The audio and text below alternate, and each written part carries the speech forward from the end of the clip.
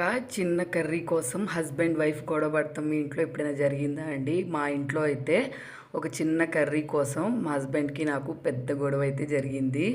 ఏంటి అనుకుంటున్నారా? మా హస్బెండ్కి వంకాయ పెరుగు కర్రీ అంటే చాలా ఇష్టం. నాకైతే ఉన్న కర్రీస్లో ఆ కర్రీ అంటే అస్సలు ఇష్టం లేదు. మా హస్బెండ్ ఎప్పటి నుంచో ఈ కర్రీ చేయొచ్చు కదా అని అడుగుతున్నారు. నేను ఆ కర్రీ అసలు తిన్న కాబట్టి ఆ కర్రీ చేయటానికి ఇంట్రెస్టే చూపించేదని కాదు.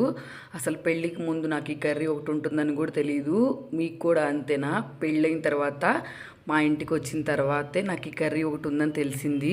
అంతకుముందు ఈ కాంబినేషన్తో ఒక కర్రీ చేస్తారన్న సంగతి కూడా నాకు అసలు తెలియదు. ఈ కర్రీ చేసిన రోజు మా ఇంట్లో అయితే నేనైతే అన్నం కూడా తినేదాన్ని కాదు, లేకపోతే ఆల్టర్నేట్ కర్రీ ఏదైనా చూసుకొని అన్నం తినేదాన్ని. అందుకే అసలు ఎక్కువగా చెయ్యను. మా అత్తయ్య వాళ్ళ ఇంటికి వెళ్తేనే ఎప్పుడైనా చేస్తే మా హస్బెండ్ తింటారు, లేకపోతే లేదు. ఈసారి ఈ కర్రీ ఎప్పుడు ఫ్రైలు అవి ఇవి ఆయిల్ ఎక్కువ వేస్ట్ చేసేస్తూ ఉంటావు కదా, ఇది చేయొచ్చు కదా అని ఎప్పటి నుంచో అడుగుతున్నారు. టైం కుదరలేదు, ఈరోజు అయితే కుదిరింది. వీడియో నచ్చితే సబ్స్క్రైబ్ చేసుకోండి.